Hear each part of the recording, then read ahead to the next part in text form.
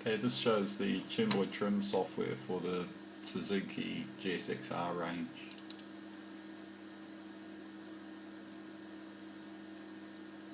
Okay, down the bottom you can see it's reading the map from the ECU. Asks me if I want to replace it, I say no. It's going to show me the map data that's in the ECU. Down the bottom here you can see that it's getting the running information from the ECU. If I want to change some of the values, I just select an area, use the page up or page down key. It says update data down the bottom and then sends it to the ECU. This can all happen while the mode is running. If I want to save my trim file to the computer, I just click Save Trim to ECU. That's updated the data inside the ECU. So you could turn it off and back on again and the data would still have those values that we've changed. The software has 4 trim tables, one for each cylinder, but you can just use a single trim. There's the configuration options for the map. Inside here you can choose whether you've got a quick shifter fitted, if it's a strain gauge type or a switch type quick shifter. If you have reverse shift pattern, the software is able to handle boost base mapping. If you have a turbo on your bike, you can put a tick in here for gear-based boost control, which gives you a table for each cylinder to pulse width modulate a solenoid to control boost level. With the quick shifter you can put in an amount of ignition retard that you want while the shift is happening, and the lockout time between shifts to make sure that you don't get double triggering. You can enable launch control, and with the launch control you put in a hold RPM, a rate, and the rate is the time that it will take for it to sweep back up to the full rev limit from the hold RPM. If you're doing turbo application, you can choose the type of map sensor that you've got connected. The boost solenoid low map is when you're doing the gear-based boost control, to set a low value below which it doesn't pulse the solenoid. This stops, reduces wear and tear on the wastegate solenoid. You can adjust the rev limit, plus or minus value. You can choose to have the manifold pressure values shown as kPa or PSI.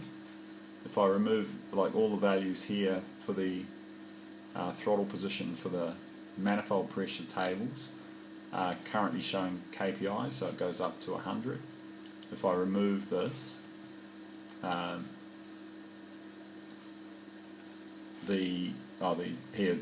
it's this one here, that's the throttle points. This is the manifold pressure values here, it's changed to PSI. If I go back to, that's kPa there. So I can edit any of these values to set what I want the pressure points to be for my mapping. I can edit the RPM points and the throttle position points. I can choose if I want to map the boost based on throttle position, or so I can do manifold pressure versus throttle position, or I can do manifold pressure versus RPM.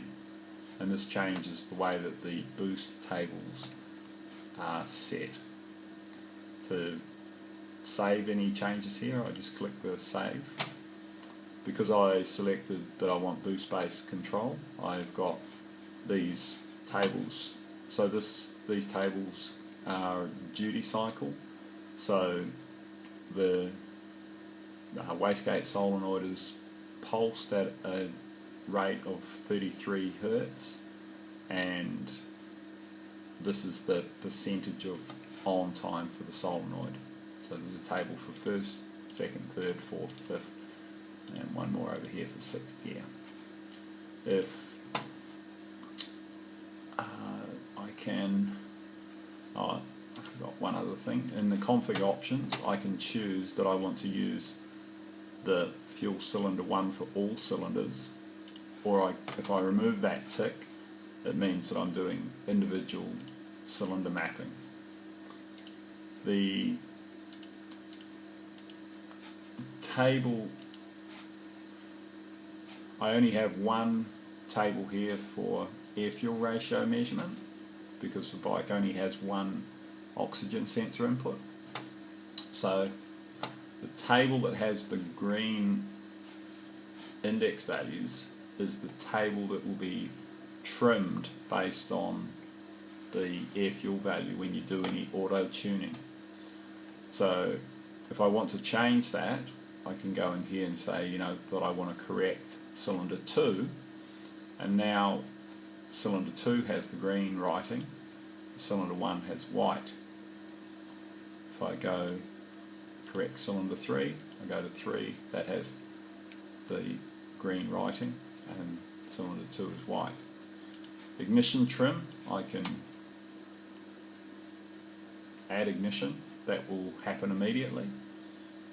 There's a secondary throttle table, this is the secondary butterfly position. If I wanted to try having the secondary butterfly fully open down low, I can do this, and now the butterfly will be fully open when I get to those throttle points. And all of this is done live. I can change the injector split, so this shows, the 100 shows that, for example, at that RPM and throttle position, it's 100% on the lower injector, and when you get up into the high revs and high throttle position, there's only 20% of the fuel delivered to the lower injectors and 80% to the upper injectors. But I could change that dynamically, so I can reduce that value and it would start squirting out of the upper injectors. And any changes that I've made, I can just say save trim to ECU, and that's it. The tuning is finished.